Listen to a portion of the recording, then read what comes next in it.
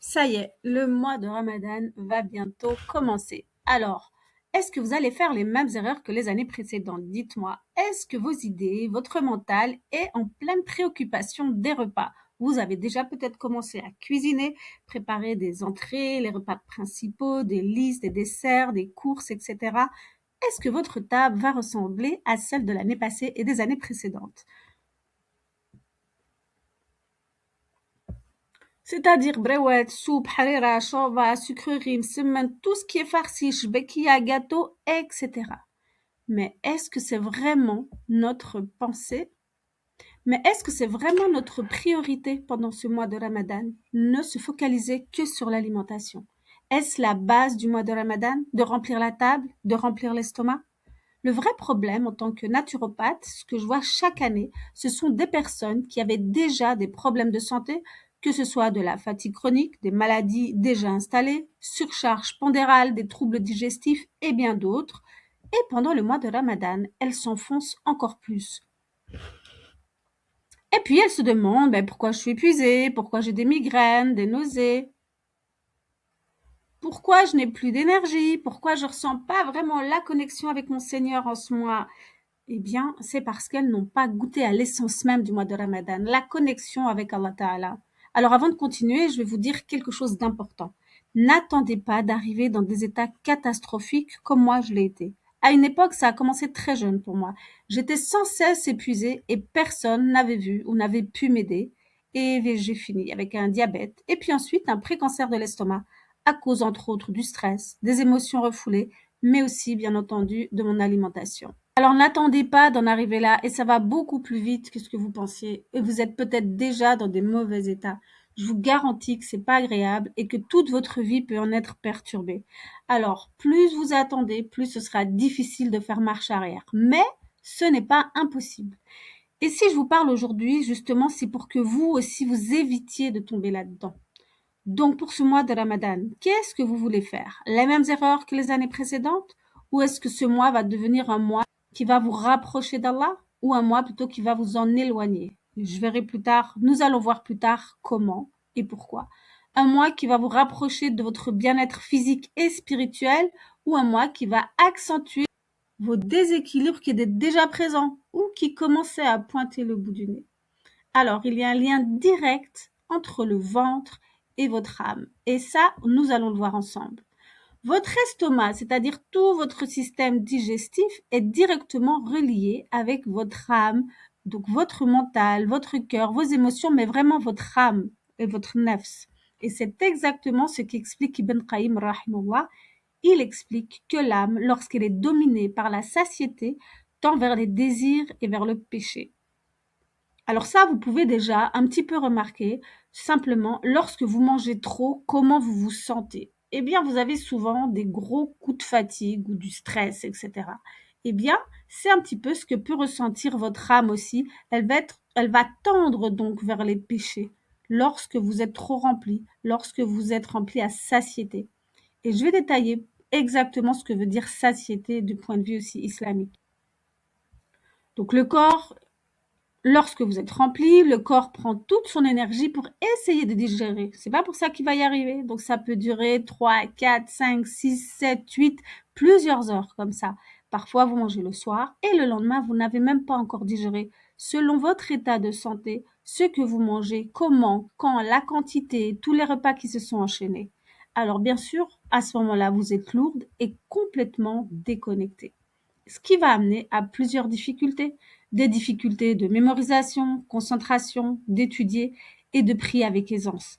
Alors là, j'ai juste parlé de ce qui concerne le mois de Ramadan, mais bien entendu, il y a plein d'autres difficultés. Mais ce mois-là, on est censé se rapprocher de son Seigneur. C'est un mois où on est censé ramasser le plus de hasanat possible, Inch'Allah Ta'ala. C'est vraiment une occasion particulière, un cadeau pour nous. Mais si on est dans des états pas possibles, parce qu'on a des problèmes de digestion, ça va être compliqué de retenir quelque chose. Déjà, juste de réfléchir, de se concentrer.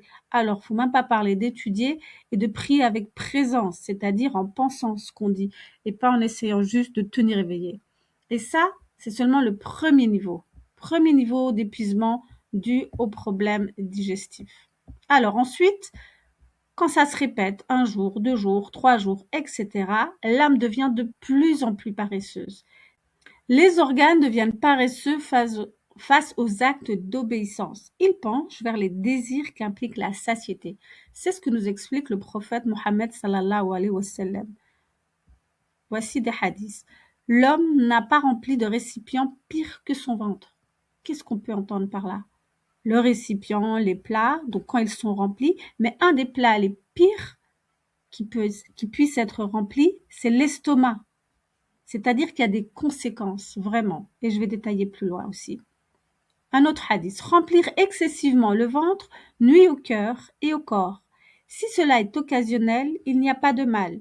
Mais si cela devient une habitude, cela affaiblit les forces. Alors là, on va détailler. Donc ça, c'est Ibn Qayyim rahimahullah qui explique aussi ce que ça veut dire. Remplir excessivement le ventre, c'est-à-dire, ça vous avez déjà entendu, je vais le réexpliquer plus tard, c'est-à-dire qu'on va le remplir à plus d'un tiers. Si l'estomac est rempli à plus d'un tiers. Si c'est occasionnel, il n'y a pas de mal. Alors occasionnel, non, ce n'est pas 1 fois par jour, ni 2 fois par jour, ni 1 fois par semaine. Occasionnel, c'est-à-dire que c'est une occasion. C'est pas quelque chose qui va se répéter de manière régulière.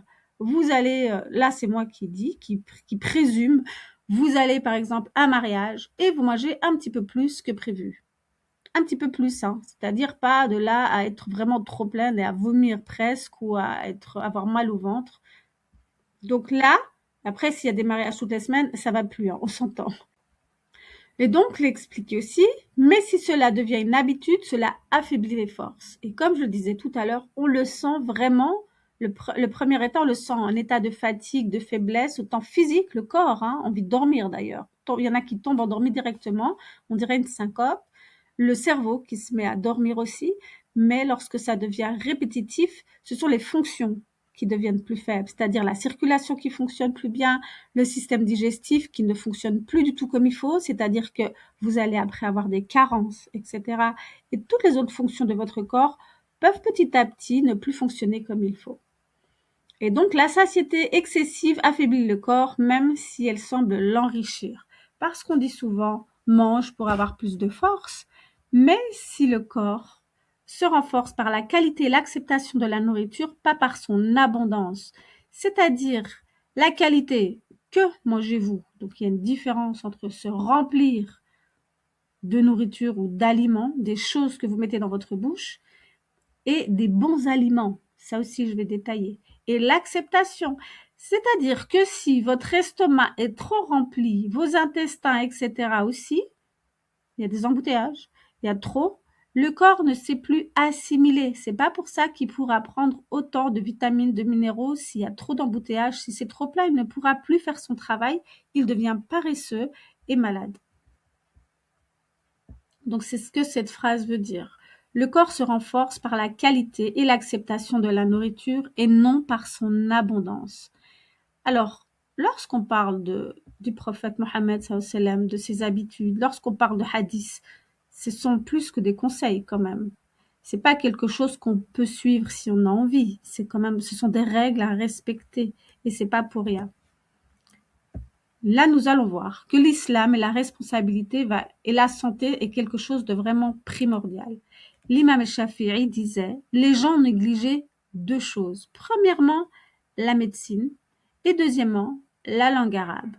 Alors, lorsqu'on parle de médecine, tout le monde ne doit pas venir de grands chirurgiens ou de grands médecins. À l'époque, la médecine, c'était la prévention, c'est-à-dire faire en sorte d'avoir un corps et un esprit en bonne santé. Donc, comment faire en sorte de ne pas tomber malade? Ça, c'est la réelle médecine. La première médecine, c'est la préservation de la maladie. Et bien entendu, ensuite, si on est malade, il faut se retourner vers quelqu'un qui a plus de connaissances pour savoir comment guérir. Mais on va voir que des règles toutes simples, si on suit les habitudes de notre prophète bien-aimé, sallallahu alayhi wa sallam, déjà, vous pourrez revenir à un meilleur état et aussi prévenir les maladies. Ce qu'on appelle maladies, qui sont au fait des symptômes de souffrance de votre corps. Donc, la prévention commence par la nourriture. Et là, j'ai l'impression qu'il y a quand même une mécompréhension. C'est-à-dire, lorsqu'on dit ça, souvent, on va nous dire, Ça, je le remarque lorsque je fais des conférences ou quand on parle à droite à gauche ou quand on entend d'autres conférences. Alors, tel aliment, il est spectaculaire, celui-là, il est magnifique, fait partie de la sunna, le prophète sallallahu alayhi wa sallam l'employait, et ci ou ça. Alors, bien entendu, il y a des aliments qui sont extraordinaires. Mais, ce qu'il faut regarder à côté de ça, c'est ce que vous mangez dans votre quotidien, comment vous mangez, quand vous mangez et combien vous mangez, c'est-à-dire la quantité. Et si vous changez pas tout ça, donc c'est-à-dire exactement si vous ne choisissez pas ce que vous mettez dans votre bouche et dans votre corps, la manière dont vous mangez, quand vous mangez et la quantité de vos repas et de vos aliments, vous pourrez rajouter des super aliments qui font partie de la sunna, etc. Ça va pas régler les choses. Parce que la première chose à faire, c'est de changer votre propre comportement. Donc, c'est pas le fait de toujours trouver des solutions externes. Mais la première chose, elle vient de l'intérieur, de vous-même. Vous êtes capable de changer. Vous devez changer votre manière de faire avant de chercher quelque chose d'extérieur. Donc, l'homme est composé d'un corps et d'une âme. Bon, ça, on le sait, merci. Et l'islam accorde son importance à chacune des deux choses, tant au corps qu'à l'âme. Et on a vu, et on va encore le voir, que les deux sont extrêmement liés. Si l'un ne va pas bien, l'autre n'ira pas bien, et dans l'autre sens aussi. Donc l'être humain est exposé à des maux qui peuvent les atteindre. Et la manière de s'en protéger, c'est la santé et le corps. Et subhanallah, dans la religion, on a tout. On a l'explication des différents maux, des différents problèmes de santé, des choses qu'on découvre parfois maintenant avec la science actuelle, mais nous, on avait déjà cette révélation, subhanallah, déjà à l'époque, il y a des siècles. Et on sait comment s'en préserver. Et s'en préserver, les premières bases, c'est se changer soi-même, c'est-à-dire reprendre le contrôle de sa vie, de ce qu'on fait. Et on voit que la santé du corps, c'est une nécessité fondamentale. Ibn Qayyim, rahimallah, l'explique vraiment bien. Nous sommes responsables de notre corps et il ne faut pas oublier, c'est moi là qui le rappelle aussi, que notre corps, c'est une amana, c'est un dépôt, c'est un prêt. Et nous devons le rendre dans un état correct, comme on l'a reçu. Parce que souvent se dire, mais j'en peux rien, c'est comme ça, qadar Allah. Oui, bien sûr, tout est la volonté d'Allah. Mais qu'est-ce que nous faisons? Tout ce que vous allez faire ou ne pas faire dans votre vie aura une influence tant sur votre corps que sur votre cerveau et que sur votre âme, donc, puisqu'elle va être influencée par la force ou la non-force qu'on va lui donner, par notre comportement, par nos habitudes de vie et dont l'alimentation. Ibn Qayyim rahimahullah explique qu'il y a deux types de maladies. Il y a les maladies du cœur, donc l'état mental, spirituel, tout ça, ça va éloigner la guidance et ça crée une souffrance intérieure qui coupe la relation avec Allah Ta'ala. Et il y a la maladie du corps. Et la maladie du cœur peut venir de la maladie du corps et donc de notre comportement. Et dans l'autre sens, la maladie du corps peut aussi venir du fait qu'on soit pas bien au niveau spirituel, au niveau des émotions, de notre cerveau, etc. Mais là, la maladie du cœur, c'est vraiment de l'âme. Ce qu'il faut comprendre, c'est qu'à l'époque, donc comme j'ai dit, lorsqu'on parle de médecine, c'est la prévention en premier lieu. Donc la médecine du corps repose sur trois règles primordiales. Ibn Qayyim rahimahullah l'explique vraiment très très clairement dans son livre. Premièrement, la première chose à faire, donc c'est une règle que nous devons suivre, donc c'est le comportement adéquat que nous devons avoir, c'est préserver la santé, c'est-à-dire ne rien faire qui va nuire à notre santé, tant dans notre comportement alimentaire que nos habitudes de vie, donc le sommeil, le fait de bouger son corps, les fréquentations, notre relation à notre Seigneur, bien entendu. Mais donc la première chose, c'est préserver, ne pas attendre de, entre guillemets, tomber malade, oh voilà, ça m'est tombé dessus, je sais pas ce qui se passe, ben, on n'a rien fait pour se préserver, donc c'est un petit peu logique.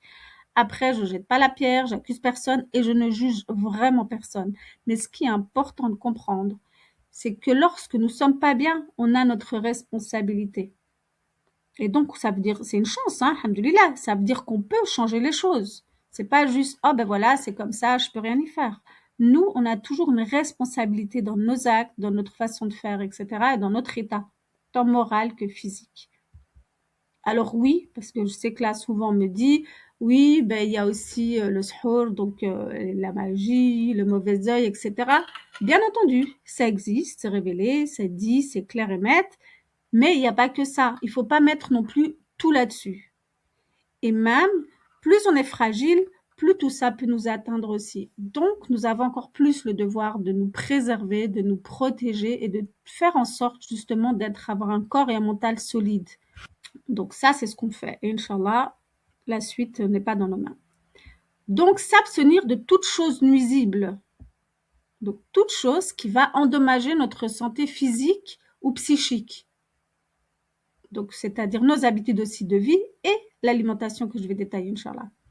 Et ensuite, lorsque quelque chose ne va pas, on a mangé ce qu'il fallait pas, on est trop rempli ou autre, va pas bien, il faut évacuer toute chose nocive. Bon, pas n'importe comment, bien entendu, mais voilà.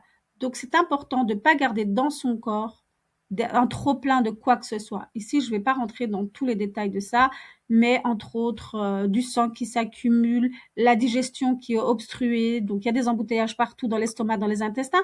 Tout ça va provoquer nocivité et donc des dégâts dans le corps et dans le mental, parce que vraiment l'estomac est vraiment relié au cerveau et aux émotions et à tout ça. Donc, il faut tout évacuer, mais on va se renseigner chez les personnes de science. Voilà, si vous n'avez pas étudié la chose, ne faites pas n'importe quoi. Prenez pas n'importe quel médicament pour évacuer n'importe comment. Une chose peut être bonne pour une personne et mauvaise pour une autre. Elle peut être bonne pour une personne à un moment donné et à un autre moment donné, ça va être nuisible pour cette personne. Il est primordial de vraiment bien connaître le corps, les plantes, les réactions, etc. Il explique aussi que la majorité des maladies viennent de 5 faits. Le fait de manger avant d'avoir digéré le précédent repas. Alors là, déjà, si vous suivez cette règle de ne pas manger quelque chose tant que vous n'avez pas digéré le repas précédent, vous allez améliorer votre état de santé. Vous allez arrêter la progression de votre mal-être actuel si vous en avez un et vous allez arrêter la progression. Franchement, et arrêter d'empirer tout ça et ensuite vous pourrez vous soigner, Inch'Allah. Alors, qu'est-ce que ça veut dire digérer? C'est pas mon ventre fait du bruit, ça veut dire que j'ai faim et que je dois manger. Non, ça c'est dans le cerveau. Parfois, le ventre fait du bruit parce que l'estomac, il change, il bouge, il revient un petit peu à sa taille. C'est pas pour ça qu'on va mourir de faim. Ça, c'est dans le cerveau. Ce sont des peurs qui sont emmagasinées. Non. À savoir qu'un aliment peut mettre, par exemple, des fruits tout seuls peuvent être digérés en 30 minutes, par exemple. Si on n'a rien mangé avant, si on n'a pas bu en même temps et si la digestion est convenable, ce qui est vraiment très très rare, hein, ça je vous le signale. De la viande, ça peut mettre 3-4 heures à être digéré. Des autres aliments peuvent mettre 2 heures. Donc chaque aliment va avoir un temps de digestion différent. Par contre, si vous mélangez tout ça, si vous assimilez tout ça, il faut augmenter. C'est-à-dire que vous pouvez avoir, hop, 2 heures pour un repas, un aliment, plus 3 heures pour un autre, plus 4, plus 2, et puis il y a de la sauce, et voilà. Et on rajoute les heures comme ça, et on arrive à un nombre d'heures inimaginable. Et tant que vous n'avez pas digéré cela, il ne faut pas manger au-dessus. Sinon, il y a des embouteillages, et sinon, les, entre guillemets, maladies commencent à arriver. Donc ça, c'est dit clairement il y a des siècles. Déjà, si vous changez ça, ça change tout. C'est pour ça que moi, je ne conseille pas de grignoter entre les repas. Alors, il y a des personnes qui ont des problèmes de santé, comme moi j'ai eu à l'époque, problèmes de glycémie, etc.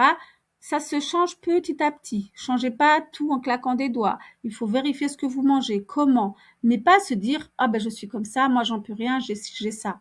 Est-ce que vous prenez des médicaments? Est-ce que vous êtes suivi? Est-ce que voilà, il y a plein de règles. Mais renseignez-vous chez les bonnes personnes. C'est possible de changer et surtout, même si vous avez un problème de santé, vous n'êtes pas obligé d'en avoir un deuxième, un troisième ou un quatrième. Donc, c'est absolument primordial d'arrêter d'aggraver la situation. Ensuite, le dépassement des besoins du corps. Alors, les besoins du corps, c'est-à-dire que si votre corps a besoin d'une certaine quantité de légumes ou de viande ou autre, si vous en mettez trop, mais il ne va pas pouvoir assimiler tout ça, et donc là, ça devient néfaste pour la santé. Et là, donc, cause de maladie si vous ne suivez pas cette règle-là. Donc, si l'assiette est trop remplie, si vous grignotez tout le temps, donc là, c'est nocif pour vous, pour moi, pour nous tous. D'aliments peu utiles et difficiles à digérer. Alors, les aliments peu utiles, c'est pas très compliqué. tout ce qui a été inventé ces décennies, tout ce qui est industriel, tout ce qui est mixé, mélangé, tout ce qui peut se garder pendant des semaines et des semaines, en général, c'est industriel, ça a été transformé, il y a des additifs, il y a quoi que ce soit, c'est pas utile, hein. C'est pas utile. Et donc, c'est difficile à digérer, ça abîme les intestins, ça abîme le système, tout le système digestif, et vous allez avoir ensuite des problèmes de santé. Alors ça, c'est pas moi qui l'invente, hein. Ibn Khayyim, rahimahullah, le disait déjà bien à l'époque. Et c'est exactement ce que j'ai étudié aussi en naturopathie, mais ce sont vraiment les mêmes bases, subhanallah. Les mélanges alimentaires excessifs. Donc, c'est ce que je disais tout à l'heure. Voilà. Donc, si vous mangez déjà, si on a un repas avec féculents, légumes et viande, ça fait déjà 3 aliments. C'est déjà beaucoup, hein. On se rend pas compte parce qu'on a l'habitude. Mais alors, en plus, il y a une sauce. Dans la sauce, il y a encore plusieurs aliments. Dans l'autre truc, il y a encore plusieurs aliments. Souvent, il y a 2, 3 légumes. Puis avant ça, il y a une petite entrée. Puis après, il y a un petit dessert. En fait, c'est insoutenable pour le corps. C'est impossible. On se rend pas compte comme ça, mais on est occupé à se détruire vraiment. Et je sais que ça peut sembler compliqué de se dire mais je vais plus pouvoir rien manger, etc. Mais c'est parce que la société a appris vraiment à inculquer. Il faut manger tout le temps, il faut grignoter, il faut avoir plein de collations et il faut acheter, acheter, acheter, acheter, hein. C'est comme ça, voilà. Il faut renflouer les caisses, il faut tout, voilà. Tout ce monde-là, c'est vraiment n'importe quoi, ce sont des fausses croyances. Et du coup, on se dit si on varie pas avec 20 000 trucs, si on mange pas diversifié toutes les 3 secondes, c'est comme si on va mourir. Non, faut vraiment changer tout ce qu'il y a dans notre cerveau, faut tout effacer et remettre des nouvelles informations. Donc, si on regarde à l'époque où les personnes qui vivent en campagne, ils mangent simplement. Et c'est pas grave, au fait.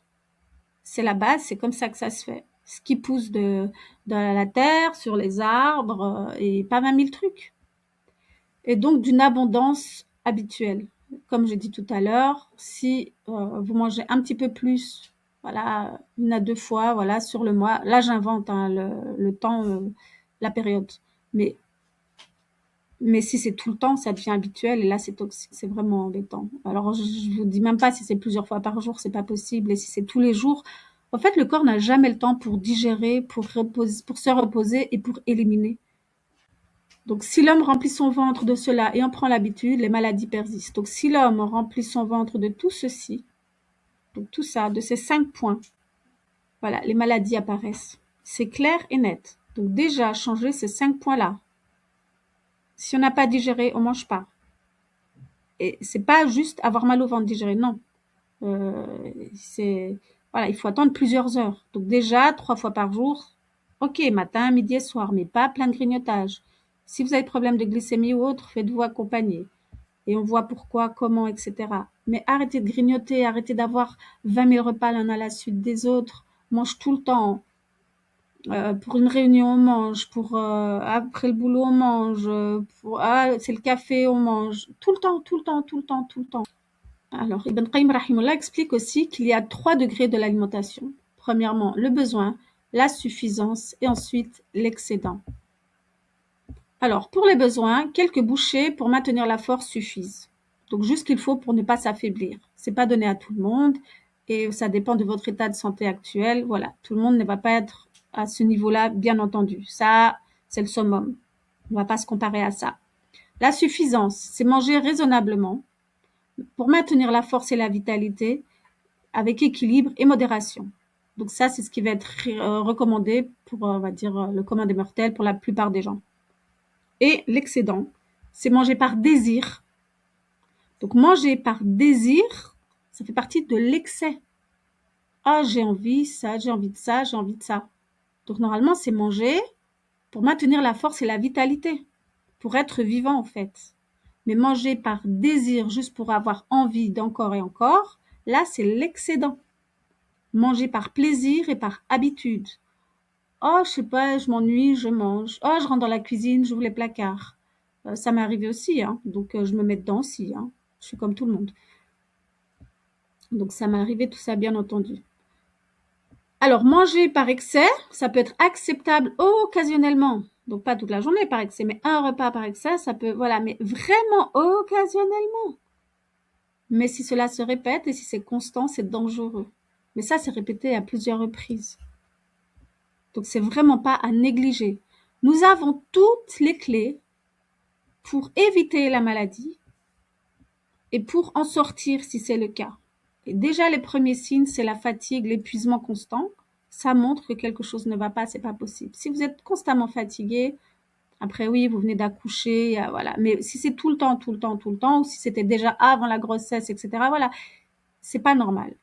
Moi, ça a été un de mes premiers symptômes que personne n'a tenu à l'œil, quoi. Ah oui, elle a dos, c'est normal, mais je tenais pas debout, je m'endormais tout le temps, j'avais plus de force, j'avais plus réfléchir, me concentrer.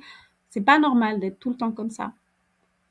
Donc, il y a des conséquences de la satiété exagérée. C'est toujours Ibn Qayyim Rahimallah qui en parle, hein. Donc ça remonte, hein. C'est donc la pleine fatigue, la lourdeur et le fait de sentir un fardeau. On peut sentir un poids, mais aussi le fardeau de vouloir faire des choses positives pour nous. Et tout ça va entraîner la corruption du cœur, donc de l'âme, la paresse des organes et l'inclinaison vers les désirs, ce qui n'est pas permis. Donc, ce qui va déjà nous rendre fainéants. Et puis ensuite, ce qui est expliqué, c'est vers les tentations et les péchés. Donc, par exemple, si d'habitude vous pouviez vous empêcher de faire certaines choses, ben là, vous aurez envie. Quelqu'un qui, avant, par exemple, écoutait de la musique, qui a pu arrêter, eh bien là, il va être tenté de réécouter ou de dire, ah, c'est pas grave, ou plus aller envie de retourner vers Allah Ta'ala, oh, d'être paresseux d'ouvrir le Coran, etc. Alors, nous allons voir maintenant la manière de manger. Donc, la manière de manger du prophète Mohammed sallallahu alayhi wa sallam va aussi vous donner des clés. Donc là, on a vu déjà plusieurs règles qui vont vous aider. Là, vous avez toutes les clés, hein, déjà pour arrêter la progression de votre état et pour aller mieux. Et on continue. C'est-à-dire de manger accroupi. Alors, une des causes probables, c'est que du coup, l'estomac, il est plus écrasé. Bon, sur le dessin, on le voit pas très bien écrasé, mais voilà. Et du coup, on va pouvoir moins le remplir. Donc ça, c'est bien. Manger avec 3 doigts. Évidemment, manger avec 3 doigts, on peut pas mettre la même quantité que manger avec une grosse cuillère, etc. Donc on met en main avec 3 doigts. Il n'y a pas mis avec du pain et dans le pain rempli de trucs, hein. C'est vraiment pour dire aussi une petite quantité. Et puis on mastique, on mange en conscience, on réfléchit, on est reconnaissant. C'est pas pour faire 20 000 gestes à la seconde. Donc pas avant que la digestion soit terminée, ça j'en ai parlé juste avant. Alors, pas de mélange sucré pendant les repas. Alors lorsqu'on parle de sucré, le sucré de l'époque, c'était des fruits, hein, fruits secs. C'est pas tout ce qui est industriel. Maintenant, le sucre industriel, ça détruit complètement le corps. Alors déjà, les fruits à outrance, ça va pas être nécessaire, ça peut aussi être nocif. Le sucre mélangé au reste du repas, c'était pas une habitude non plus. Au fait, ça fermente et ça provoque des problèmes digestifs, gonflements et d'autres problèmes digestifs de plus en plus graves si c'est tout le temps répété. Et on voit dans beaucoup de repas, il y a du sucré avec des fruits. Et en plus, souvent, on rajoute du sucre, comme voilà, certains tagines ou même dans différents pays, il y a beaucoup de sucré salé. Mais en plus, comme je le dis à l'époque, c'était entre guillemets juste des fruits. Déjà, ça se faisait pas. Mais maintenant, on rajoute du sucre, on rajoute des produits industriels. Ben, le sucre, c'est un produit industriel, hein. Ça a été extrait, ça a été trafiqué, et donc ça ne réagit pas de la même manière dans le corps. Donc c'est plus que seulement de la fermentation. Donc il y a vraiment de l'inflammation qui se répète dans le corps. Le fait de pas de mélange de protéines. Si vous avez de la viande, n'allez pas rajouter encore en plus des œufs, encore du poisson mélangé. Tout ça, ça alourdit vraiment la digestion. Et donc, égale inflammation, égale autres problèmes par la suite. C'est pas juste, oh zut, je vais avoir difficile à digérer, hein, non. Comment boire? Premièrement, en dehors des repas, ça empêche la bonne digestion parce que tous les fluides, tout ce qui va permettre les enzymes qui permettent une bonne digestion vont être dilués et donc ça ralentit la bonne digestion. En 3 fois, pas le verre en une fois et toujours assis. Comme ça va se disperser dans le corps petit à petit. Aussi, entre autres. Des repas légers, donc ça je vais en parler plus bas aussi, mais donc pas plein de mélange et tout. Pas d'aliments répugnants, mais ça apparemment, si je ne me trompe pas, c'était une particularité voilà, du prophète Mohammed sallallahu alayhi wa sallam. Pas lourd le soir, Donc quelque chose de léger, mais déjà à la base, c'était manger léger. Mais vu que déjà d'habitude le prophète sallam ne mangeait pas de manière excessive, donc là il y a l'estomac qui est divisé en trois parties. C'était pour habitude, c'est un exemple approximatif pour avoir une idée. Donc si c'est tout l'estomac, un tiers pour la nourriture.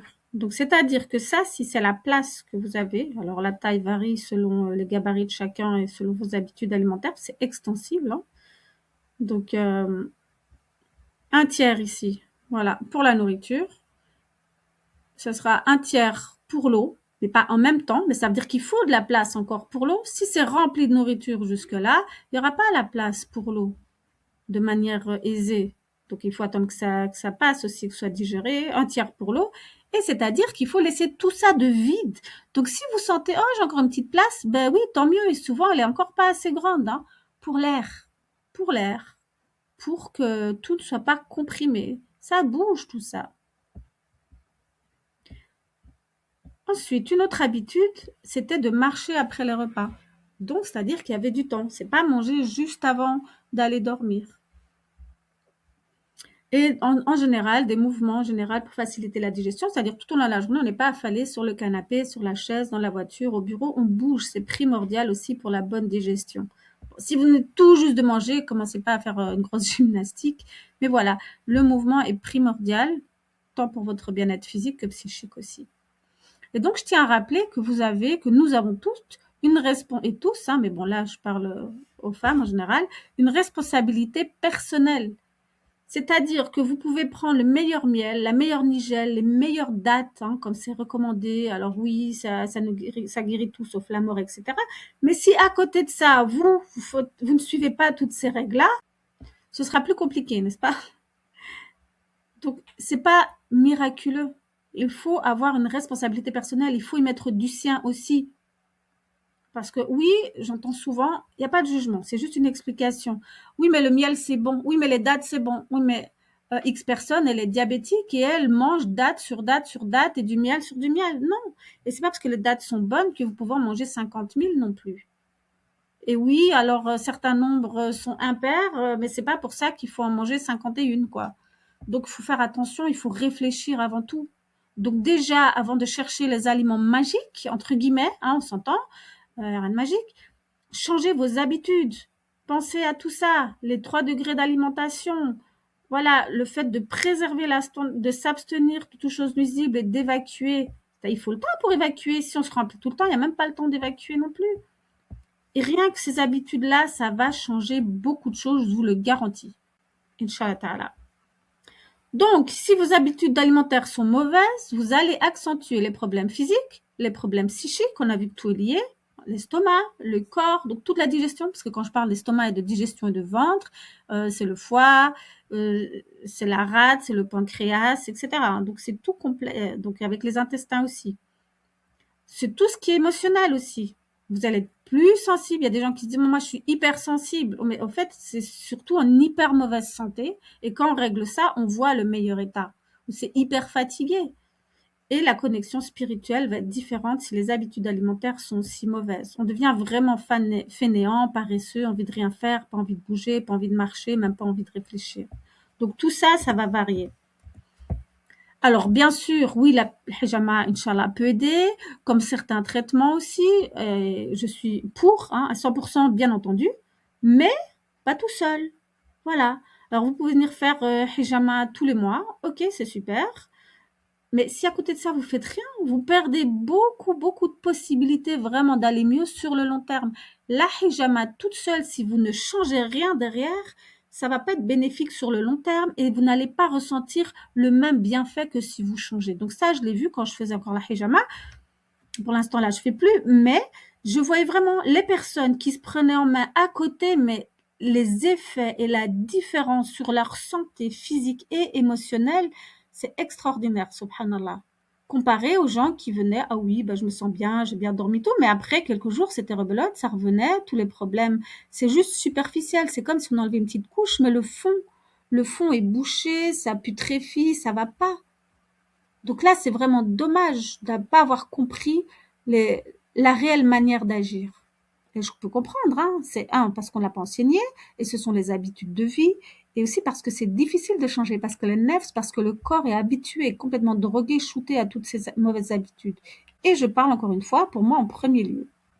Et comme j'ai dit, oui, certains traitements sont parfois nécessaires, mais pas à la place de changement personnel. Parce que parfois, vous êtes dans des états pas possibles, vraiment trop, trop loin, que oui, il faut donner la main au médecin et on peut travailler de pair avec eux. Mais pas tout seul. Juste croyez tout ce qu'on vous dit comme ça. Vous allez croire tout ce qu'on vous dit. Prenez ce médicament. Hop, voilà. Ah, et pour l'attention, vous prenez celui-là. Pour le cœur, vous prenez celui-là. Pour ce problème, vous... Non, non, mais c'est n'importe quoi à un moment donné. Et qu'est-ce que vous faites à côté? Je pense qu'en plus, les médicaments vont entraîner d'autres problématiques, vont affaiblir vos organes, ils vont les rendre paresseux. Je dis pas qu'il faut pas en prendre. Je dis juste qu'à côté, lorsque c'est indispensable potentiellement, donc déjà, vous avez le droit d'avoir plusieurs avis, hein, de médecins différents aussi, accompagner tout ça de vos bonnes habitudes de vie, c'est indispensable. Il faut être responsable de sa vie, il ne faut pas déléguer à tout le monde comme ça en fermant les yeux et sans chercher à comprendre. Je vous garantis, on a un cerveau, c'est vraiment pour l'employer, ça va changer votre vie, Inch'Allah Ta'ala. Et ne vous dites pas que c'est trop tard. Tant qu'on est vivant, Inch'Allah, c'est faisable. Bon, parfois, c'est vraiment très loin. Donc, n'attendez pas d'arriver au stade terminal, là, d'un cancer ou autre, quoi. Donc, la première réforme, elle est comportementale. C'est-à-dire, c'est vous, c'est moi, c'est nous. Changez tout ça, c'est faisable, Inch'Allah. Reprenez les rênes de votre vie. Arrêtez d'être passif et de se dire, j'en peux rien, c'est pas de ma faute. Juste qadarallah, sans faire l'action. Bien sûr, comme je l'ai dit, bien sûr. On sait que c'est notre Seigneur qui décide. Mais qu'est-ce qu'on fait, nous, à côté, au fait? Qu'est-ce que vous faites? Ou qu'est-ce que vous ne faites pas? Comment vous dormez? Comment vous vous réveillez? Qu'est-ce que vous mangez? Qu'est-ce que vous achetez? Est-ce que vous êtes dans des ambiances toxiques? Tout ça, tout va jouer. Bon, là, on parle principalement de l'alimentation, mais tout va jouer. Et vous êtes l'exemple de vos enfants. Alors, les enfants vont écouter ce que vous dites un petit peu, mais vont surtout imiter vos comportements. Donc ça, on le voit avec d'autres exemples qui n'ont rien à voir. Si on dit à un enfant «Arrête de crier!», on le dit en criant, c'est complètement illogique, c'est pas clair. Le message n'est pas clair du tout. Mais c'est pareil, on doit prendre soin de sa santé.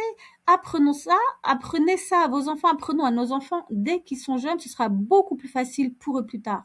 Alors oui, on vit dans la société, il y aura des tentations, ils vont sûrement succomber à certains moments, mais ils auront les bases, Inch'Allah. Et vous aurez fait votre travail et votre responsabilité.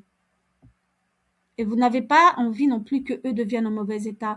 Et souvent, je peux voir que des personnes ne changent pas pour elles, n'ont pas cette force sur le moment même, mais lorsqu'il s'agit de leur enfant, là, ça va être un déclencheur. Là, ils vont pouvoir se mettre en action et se dire non, mais là, je veux pas. Quand les enfants commencent à tomber malades, et on le voit des tout petits, le nez bouché, les rhinites, la gorge, des petits bébés qui ont mal au ventre tout le temps. On dit oui, c'est normal, ils viennent de naître. Non, en fait, non, c'est pas normal. Sauf si c'est une malformation. Là, c'est un cas à part. Mais dans la majorité des cas, non. Parce que la maman mange mal et elle allaite et elle transmet à son enfant des choses difficiles à digérer, ou le lait commercial qui est rempli de choses toxiques, etc. On va en voir plus en détail après et tout. Donc, il y a toujours une cause. Ou bien on gave les enfants aussi. Il faut du temps pour digérer, il faut du temps pour dormir aussi, parce que pendant qu'on dort, il se passe beaucoup de choses. Et si on dort pas, eh bien, toutes ces périodes où on dort pas, le corps va pas pouvoir trier non plus et recharger les batteries. Alors, les mauvaises habitudes, donc, elles sont ancrées depuis tout jeune. Et c'est pour ça qu'on a souvent difficile à changer ces habitudes toute seule. Ou bien on essaye un peu et on tient pas. Ou bien on se dit, mais c'est de la folie, je vais jamais arriver. Mais elle exagère celle-là, qu'est-ce qu'elle me raconte? On peut plus rien manger. C'est parce que le cerveau, il se dit, non, non, non, mais moi, je veux pas faire ça. Et le nerf s'il dit, non, non, non, non, donne-moi mes drogues, là.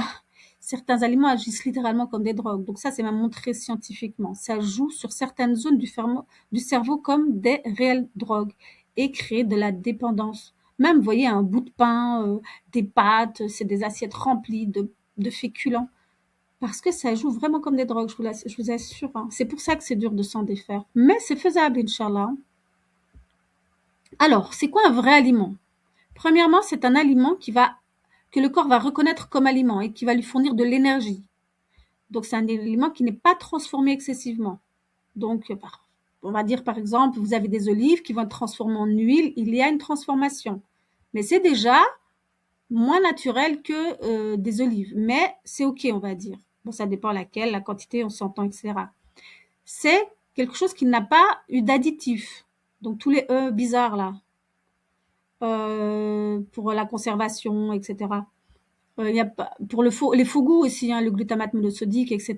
Pour vous donner envie. Allez, encore, le palais, il en peut plus. Là, il se dit encore, j'en ai jamais assez. Il n'y a pas de colorant, toutes les couleurs. Mais même des colorants dans des produits naturels pour que la couleur soit un petit peu plus intense, qui donne envie. C'est vraiment de la manipulation. Et donc sans manipulation excessive aussi. Donc il n'y a pas eu trop de mélange, etc. Sinon, s'il y a tout ça, par contre, le corps va se dire c'est un déchet, je mets ça à la poubelle avec les autres déchets, sauf que la poubelle est de plus en plus remplie, elle déborde et le corps sait plus quoi en faire, égale maladie. Donc c'est tout excès. Et à côté de ça, il n'a pas les aliments indispensables pour avoir toute l'énergie indispensable. Et donc, fatigue, inflammation, carence, épuisement et maladie. Ce qu'on appelle maladie. Un détail, comme je dis, mais ça je le dis tout le temps parce que je le vois, non, ce n'est pas normal d'être fatigué H24. D'être fatigué après avoir dormi 7-8 heures, c'est pas normal. C'est un des symptômes qui montre que quelque chose ne va pas. C'est vraiment pas normal.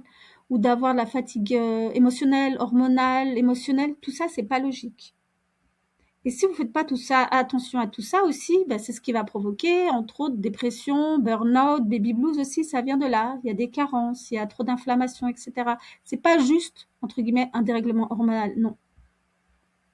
Donc, comme je l'ai dit tout à l'heure, donc avant de chercher un aliment, entre guillemets, miracle, demandez-vous comment je mange. Donc, votre manière, donc vous êtes assise, vous mangez calmement, dans quelle ambiance, etc. La quantité, est-ce que je remplis un tiers de mon estomac avec toute cette assiette ou plus est-ce que j'ai déjà mangé avant? Est-ce que j'ai digéré? Donc quand? Donc là aussi quand? Donc là c'est est-ce que j'ai déjà digéré? Est-ce que je viens de manger il y a 1 heure, une demi-heure ou 5 minutes? Et pourquoi je mange? Est-ce que c'est vraiment pour remplir mon corps d'énergie ou est-ce parce que je suis triste, parce que je suis fâchée, je suis vexée? Donc c'est important d'analyser tout ça pour régler les problématiques, pour plus avoir cette tendance par la suite. Et aussi pour pas que nos enfants répètent la même chose parce que dans beaucoup de familles, c'est inculqué. On mange par tristesse, par faim, on donne à manger. Un enfant pleure, hop, tiens, manger un bout de pain, un bout d'une sucette. T'as été chez le dentiste, ah bravo, super sucette. Bonjour la logique. C'est tout le temps. Il y a une fête, on mange. Il y a un décès, on surmange. Non, on apporte de la nourriture pour la famille, mais c'est pas à nous de nous gaver au fait. Je le redis, hein, il n'y a pas de jugement, c'est juste un constat. Et parce que moi, je vois les dégâts et c'est vraiment très très triste. Et je veux vraiment, Inch'Allah, vous éviter d'en arriver là. Alors donc, le mois de Ramadan, ça peut être un mois d'élévation spirituelle, physique, vraiment pour se sentir mieux. Et je vous garantis que quand on change, on a un autre goût de ce mois de Ramadan. Je vous garantis, ça aide vraiment au niveau spirituel aussi, Inch'Allah. Ou bien un mois d'aggravation de l'état de santé, parce que ça arrive beaucoup. Parce que quand on jeûne et tout à coup on met n'importe quoi derrière un estomac vide, je vous garantis que les effets sont beaucoup plus importants et beaucoup plus nocifs encore. Donc le choix va commencer, c'est dans vos mains, il commence dans votre assiette et dans vos habitudes de vie. C'est maintenant, c'est pas demain, c'est pas dans une semaine, c'est pas quand je me sentirai prête, parce qu'on n'est jamais prête. À un moment donné, il faut prendre la décision en fait. Donc que manger exactement? Donc il y a des aliments qui inflamment et qui détruisent l'énergie. Donc ça, c'est à bannir. Alors je sais qu'il y en a qui me détestent quand une fois que j'ai tout cité, on me dit il n'y a plus rien. C'est pas grave. Donc quand je parle d'aliments toxiques aujourd'hui, premièrement, comme je l'ai déjà dit, je parle d'aliments, des produits, c'est même pas des aliments à mes yeux, des produits industriels. Donc là, on voit, par exemple, des aliments qui sont séchés, qui sont tout roses, là, comme la viande, tous les salamis, là, les mélanges et tout. Il n'y a rien de naturel là-dedans. Alors, le petit boucher du coin qui a une bonne viande de qualité, qui fait son salami lui-même et qui met pas des produits toxiques, du glutamate pour les couleurs et les conservateurs, ok. Pas manger 50 000, mais ok. Parce qu'en général, il y a un peu plus de sel quand même. Mais on va dire c'est ok. Voilà, on vous le laisse. Mais voilà, même des fruits secs, des abricots secs qui sont encore oranges, non. Un fruit sec ou une viande qui a séché, elle tend vers le brun. Mais c'est moins attractif, ça donne moins envie. Donc tous ces conservateurs et tout ça là-dedans, tout ça c'est toxique. On met du sucre partout aussi, et tous les additifs et les colorants et tout ça. Donc le sucre en lui-même, c'est quelque chose que le corps va reconnaître. Mais aujourd'hui, donc avec tous les additifs, les colorants comme j'ai dit, les épaississants, les conservateurs, les produits très transformés, le corps il reconnaît plus ça, comme j'ai dit, comme un aliment, mais comme un déchet. Et donc, il va devoir, il aura un travail en plus. Alors, le foie n'en peut plus, je vous garantis. Dans tout votre corps, il y a des déchets. Vous imaginez des poubelles un peu partout dans votre corps qui débordent. C'est normal de ne pas être bien, d'être fatigué sans cesse. C'est tout à fait logique. Résultat, inflammation, fatigue chronique, carence, troubles digestifs, surcharge du foie et des intestins. Et donc, oui, bien sûr, je rajoute les maladies diverses. Hein. Et, euh, et tous les troubles, hein, et ce qu'on appelle maladie, on peut vous donner n'importe quel nom. Bah, je peux pas dire 100%, on va dire 99,9%, ben ça vient de tout ça. Même tout ce qui est hormonal, hein, les dérèglements hormonaux aussi. Comme je le redis, la fatigue H24, ce n'est pas normal. C'est vraiment un des signaux à prendre en compte. Ça bug, hein. Ah. Donc, résultat, inflammation, fatigue chronique, carence, troubles digestifs, surcharge du foie, des intestins et tous les autres organes. Hein, je ne vais pas tout citer. Et donc, les maladies potentiellement. Et donc, la fatigue H24, non, ce n'est pas normal. Ça, je le dis et je le redirai. Encore, c'est vraiment un des signaux à prendre en compte. En deuxième chose, il y a le sucre et les féculents en excès. Donc, les féculents, c'est du sucre. Hein. C'est ça qui est à retenir. Les féculents, c'est du sucre féculent, c'est-à-dire pain, pâtes, riz, tout ça. Tout ça, c'est du sucre. Et en plus, vous rajoutez ça, du sucre dans les pâtisseries, etc. C'est la catastrophe. Surtout que si vous voyez souvent, c'est une base de féculents. Et puis, on rajoute un peu de viande, un peu de légumes. Non, ça va pas du tout. Je vais vous montrer après vraiment comment partager ça dans son assiette. C'est tellement lourd à digérer, je vous garantis, c'est pas possible, le corps n'en peut plus. Et on voit vraiment la différence hein, sur l'état mental, sur la concentration, sur l'humeur aussi, vraiment. Donc, comme je dis, on dit souvent, oui, il y a le sucre lent, il y a le sucre rapide. Pour les sportifs aussi, on en parle. Non, ça agit de la même manière sur le corps, pas au même moment, mais au final, c'est du glucose, point. Et le foie n'en peut plus et le reste du corps n'en peut plus non plus. En plus, lorsque vous jeûnez toute la journée, le soir, qu'est-ce qui se passe? Shoot de sucre, féculents en excès avec tous les repas différents ou les grosses assiettes, plus des desserts, du pain, des pâtisseries et on n'oublie pas, bien entendu, les boissons sucrées. Et même un jus de fruits, c'est-à-dire un shoot de sucre. Vous voulez un fruit, vous le mangez entièrement. Ce sera beaucoup plus digeste, Inch'Allah. Et tout ça va provoquer des pics de glycémie, de l'inflammation, des coups de fatigue et envie de nouveau de sucre. Pourquoi? Parce que quand on est fatigué, on a envie d'un excitant. Que ce soit le sucre, après il y a d'autres choses comme les écrans, etc. pour se tenir éveillé, hein, ou le café, etc. Et tout ça va engendrer, bien entendu, des problèmes de santé malheureusement. Et là, c'est le cercle vicieux. Quand on est comme ça, on reprend tout ça pour tenir le coup et parce qu'on n'en peut plus et qu'on est drogué. Et c'est une habitude. Et le matin, c'est pareil, fatigue, et ben, recafé, resucre, etc., etc. Mais alors, pendant le jeûne, c'est vraiment la catastrophe. Ensuite, les produits laitiers. Il y a aussi un sucre en dedans. Ça, c'est aussi vraiment très, très lourd à digérer. Donc ça, je sais que c'est un point très sensible, mais essentiel, parce qu'on dit souvent, mais les produits laitiers sont recommandés, ça fait partie de la sunna. Alors, moi, je vous pose juste quelques questions que vous puissiez réfléchir. Premièrement, d'après vous à l'époque, quelle est la quantité, quand on me dit que le produit, que le lait était bon, quelle quantité c'était? Parce qu'ici, à présent, on trouve les produits laitiers dans les sauces, dans les préparations salées, dans les desserts, dans les pâtisseries, le beurre, le lait, les fromages, etc., plus le verre de lait comme ça. Donc, c'est pas une petite gorgée, ça, hein, c'est à outrance. Deuxièmement, quel animal? Quelle sorte d'animal c'était? En plus, l'animal était-il stressé, maltraité, nourri aux pesticides, injecté de je ne sais quelle crasse? Est-ce qu'il vivait avec ses petits? Ou bien on lui avait arraché ses petits à la naissance pour prendre son lait et le donner à des êtres humains?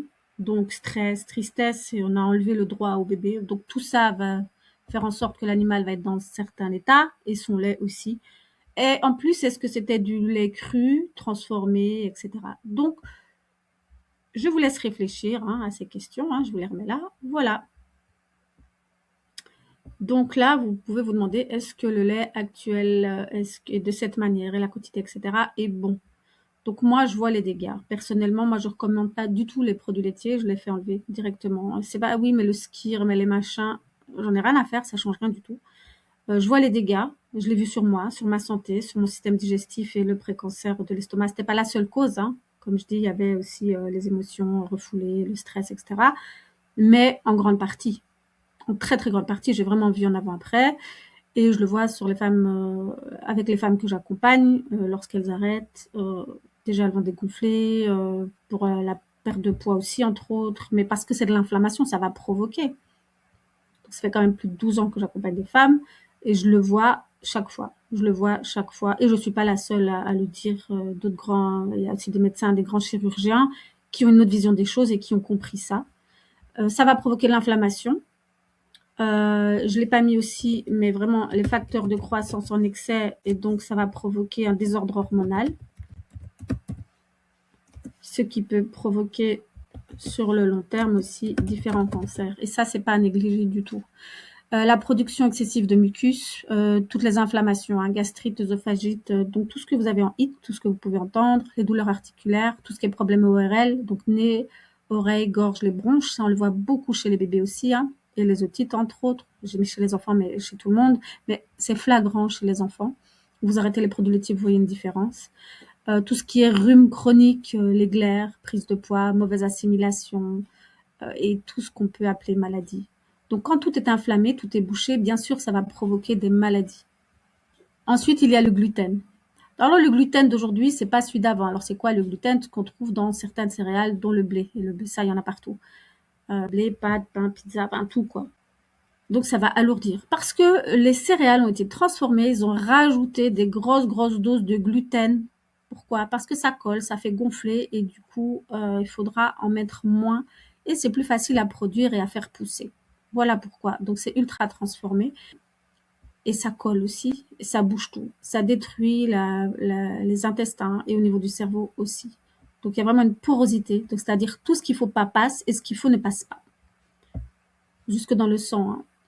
Donc encore une fois, c'est pas une petite portion occasionnelle, hein, il y en a toujours partout. Et pour certaines personnes, voilà, je dirais, enfin moi je dis qu'il n'en faut pas du tout. Parce qu'on me dit oui, mais une fois, alors c'est une fois ça, une fois ci, une fois autre chose, il y a tout le temps quelque chose au final. Et si vous avez déjà un état inflammé, vous imaginez que tout est irrité, abîmé, que vous rajoutez tout le temps sans cesse des irritations, le corps peut jamais se réparer en fait. Et chaque fois que vous allez reprendre, hop, vous revenez en arrière. Donc c'est vraiment une multiplication, une accumulation de choses qui sont nocives pour la santé, en plus des mauvaises habitudes de vie, c'est-à-dire sommeil, stress, etc. Donc c'est pas que ça qui abîme le corps et la digestion, c'est vraiment un tout. Donc vous imaginez ça plus ça plus ça, on en revient vraiment à des états de dégénérescence du corps. Donc inflammation digestive et autres, hein, de tout le corps, ballonnement, fatigue et maladies diverses. Et bien entendu, on en vient à la surconsommation. C'est le fait de manger à toute heure de la journée et tout le temps. Le repas est composé de multiples aliments et tout le temps il y a quelque chose, un petit grignotage. Oui, mais c'est seulement une petite amande, c'est une petite pomme et puis une petite noix, mais puis c'est du café, puis du jus, puis et un repas et ça n'arrête jamais. Le corps n'en peut plus, n'en peut vraiment plus. Donc aujourd'hui, on a pris l'habitude de manger tout le temps. Comme j'ai dit, par plaisir. Ah, c'est bon, j'ai envie, puis c'est la fête, pour tout. Par ennui, je sais pas quoi faire, je mange. On voit dans les films, oh, la femme qui est triste, le cliché, elle prend son pot de glace et elle vide le pot de glace, quoi. Par tristesse, pareil. Donc par joie, il y a une fête, on est content. Ah, je suis contente, viens, on mange. Ah, je vois ma copine, on mange. Il y a que ça. Je dis pas qu'on peut pas manger, mais ça, il y a que ça. Tout tourne autour de la nourriture. Par habitude, mais, et parfois par faim. Mais c'est rare, puisque vraiment avoir faim, je pense que c'est rare. Beaucoup de gens disent avoir faim, mais en général, c'est de l'envie. Ou ils sentent un petit bruit, ils entendent un petit bruit, ils sentent un petit croc dans l'estomac. Mais c'est pas de la faim. Vraiment, pour ressentir la faim, faut y aller, hein. Faut rester plusieurs jours vraiment sans manger du tout. Au minimum une journée. Et on le voit, comme j'ai dit tout à l'heure, les mauvaises habitudes, c'est depuis jeune. Voilà. Dès qu'un enfant est triste ou pleure, on veut le réconforter. Et je sais que pour certaines personnes, c'est un geste d'amour. Mais on peut montrer son amour autrement que d'office par l'alimentation. Ce sont des habitudes à réintroduire autrement, à changer. Il pleure, on lui donne à manger. Du coup, en grandissant, quand il n'est pas bien, il aura envie de manger, de se réconforter avec l'alimentation. On peut parler, faire des câlins, apprendre à dialoguer, exprimer les émotions. Et lorsqu'il y a de la fête, alors, je dis pas qu'il faut pas manger, hein, parce qu'on va me dire, ouais, on peut rien faire avec elle. Non, oui, mais c'est juste pour dire que c'est tout le temps. Mais bien sûr, la fête, on peut manger. Il y a une fête, un mariage. D'ailleurs, c'est recommandé, un bon repas. Mais c'est pas de la surdose. Là, c'est du gavage. En plus, il y a souvent du gaspillage. Et comme j'ai dit tout à l'heure, les décès aussi, encore plein de nourriture, on dirait un festin, ça va pas, hein. Comme je dis, voilà, faut se rappeler que le but de la vie, c'est pas de manger, qu'à la base on mange pour se nourrir, pas pour se gaver, pas pour anesthésier ses émotions. Et si on cache ses émotions, ben, ou si on cache un autre problème qu'on va camoufler donc par la nourriture, ben, le problème va ressortir à un moment donné, un autre moment ou ailleurs. Problème physique, émotionnel, psychique. Donc, ce qu'il y a à retenir, c'est que le mois de Ramadan, ça fait beaucoup, hein, là. J'ai parlé de beaucoup de choses. Faut pas que vous soyez dégoûtés, faut pas que vous vous disiez au secours, soit j'y arriverai jamais, soit c'est n'importe quoi. Prenez le temps pour réfléchir, pour vous remettre en question et posez-moi les questions que vous voulez. Mais tout ça, c'est une occasion de pouvoir changer. Parce que on n'est pas censé être des faibles, dépendants de la nourriture et des gens et de tout ça. On reprend le contrôle de sa vie. Donc que le mois de Ramadan, c'est vraiment une opportunité ou bien une aggravation. Donc rappelez-vous que vous jeûnez toute la journée et que lorsque vous remettez trop, c'est lourd là, l'estomac et tout le reste du corps n'en peut plus. Lorsque votre corps reçoit trop, exemple, soupe, dans la soupe, c'est composé souvent, elle est lourde, il y a de l'eau, ça va quand même alourdir, hein, ça prend de la place, hein, dans un estomac vide. Il y a des légumes euh, que certaines personnes ne digèrent même plus, hein, les fibres, il y a certaines personnes qui arrivent même plus à les digérer. Il y a des pâtes parfois dedans, il y a de la viande, il y a des pois chiches, ça fait plein de féculents aussi, avec de la farine pour épaissir un peu, pour la rendre plus soyeuse, ou je sais plus, la texture différente, etc. Non, pas soyeuse, mais vous avez compris, plus onctueuse. Ah, pâte, viande, farine, mélange multiple, c'est lourd, c'est lourd, c'est lourd. Si vous prenez ça, c'est un repas, hein. Ça, c'est le repas. Et une petite dose. Ah non, en plus, on rajoute du pain, puis il y a les œufs, il y a l'msemen, il y a les brouettes, il y a tout. Et dans d'autres pays, c'est pareil, hein. Là, c'est tendance méditerranéenne, mais d'autres pays, d'autres habitudes, c'est pareil, hein. Donc, imaginez votre estomac, votre foie, pancréas, rate, vos intestins, votre système digestif qui reçoit tout ça, mais il n'en peut plus. Donc, vous allez être fatigué, comme je l'ai dit, envie de sucre, passer une mauvaise nuit. Comment voulez-vous vous lever pour prier en bon état ou pour prier Tarawih? Et le matin, vous allez encore avoir difficile. En plus, vous êtes irritable et votre corps va essayer d'éliminer, mais il n'arrivera pas, et migraine, et douleurs, et nausées, etc. Mais vous pouvez vivre autrement que comme ça. Alors, c'est clair que si on est la veille du mois de Ramadan, vous ne pourrez pas tout changer en une fois, et je vous le conseille même peut-être pas, mais déjà de diminuer les quantités. Et rappelez-vous que comme vous mangez, vous serez. Ça, c'est vraiment ça. Autant physique que psychiquement. Alors, comment va être votre assiette? Alors, une assiette simple, elle est composée, par exemple, voilà, vous voyez en rose, protéines animales, sans produits laitiers, poulet, viande, des abats, crustacés ou poissons. Un de ces aliments-là. Pas tout mélanger. Les légumes, on voit en mauve, les 40%. La quantité des légumes va dépendre, hein. Il y a des personnes qui n'arrivent même plus à les supporter tellement les intestins sont irrités. Les fibres des légumes peuvent vraiment irriter. Et en vert, vous voyez la quantité des féculents. C'est vraiment une petite dose, hein, par rapport au reste de l'assiette. Et quand je dis les féculents, donc c'est sans gluten. Exemple, riz, pommes de terre, patates douces, quinoa, sarrasin, fonio, manioc, etc. Et donc, quand vous avez des céréales ou pseudo-céréales, quinoa, riz, etc., sarrasin, fonio, vous les rincez, vous les faites tremper toute la nuit et le lendemain, vous rincez bien et puis vous cuisez comme d'habitude. Ça va améliorer la digestion, Inch'Allah. Donc ça, c'est ce qu'on a besoin, c'est tout. Il n'y a pas besoin de tout le reste. Et on va pas en mourir. Et vous allez avoir une autre connexion. Pas que penser à la nourriture parce que c'est pas la base. Et c'est pas normal que les commerçants, comme j'ai dit, qu'ils fassent beaucoup plus d'argent à cette période. C'est vraiment pas normal. Et à ça, vous rajoutez un petit peu de bon gras. Soit 1 à 2 cuillères à soupe d'huile de première pression à froid. Donc c'est pas chauffé avec des machines parce qu'alors là, ça devient toxique, vraiment, cancérigène. 1 à 2 cuillères à soupe, hein. C'est pas le filet. Vous mettez dans la cuillère, vous allez vous rendre compte de la quantité. Ou un demi-avocat, ou 5 ou 6 amandes. 5 ou 6, pas 5 ou 6 poignées. Donc c'est une de ces choses-là. Et pas tout mélanger. Donc ça sont les bons gras. C'est indispensable au bon fonctionnement du corps et du cerveau et des muscles, etc. Donc commencez par quelque chose de léger. Lorsque vous avez jeûné pendant le mois Ramadan ou un autre moment de l'année, par exemple un bouillon, une petite soupe toute simple, hein, pas surchargée comme j'ai expliqué tout à l'heure, juste un légume ou quoi, mais vraiment une petite quantité, hein, parce que ça alourdit, hein, les liquides, ça alourdit. Donc même vraiment une toute petite quantité de bouillon de soupe ou un petit verre de jus de légumes, pas de fruits, si vous avez un extracteur. Là, vraiment, vous allez avoir des bons minéraux, de quoi recharger, vraiment, ça fait du bien. Ensuite, vous priez. Bien sûr, ça, c'est dans le calme, vous mastiquez, etc. Vous priez, ensuite, voilà, vous prenez votre assiette. Et c'est bon. Et en même temps, vous passez pas toute la journée à cuisiner. Donc, réduisez vraiment les quantités. Je vous assure que rien que ça, même si vous n'avez pas changé tous les aliments, rien que de changer la quantité, ça va changer quelque chose, Inch'Allah. Un petit pas à la fois.